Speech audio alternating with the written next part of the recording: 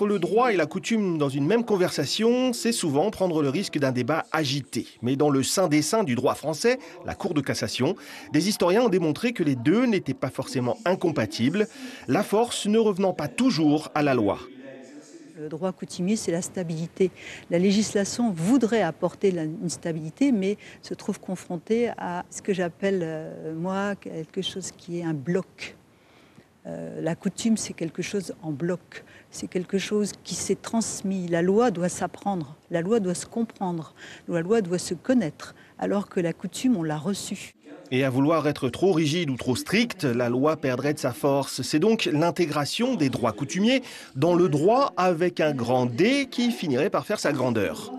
À partir du moment où dans un territoire, il y a des pratiques culturelles, des pratiques coutumières relatives à la famille, relatives à la terre, par exemple, qui font vivre une communauté, le droit officiel, le droit étatique doit trouver le moyen de les reconnaître, même si ça peut poser un certain nombre de problèmes par rapport au droit commun qui encadre la vie collective. La coutume n'a donc pas à se sentir menacée, selon André Benjebar, puisque c'est elle qui irrigue finalement le droit.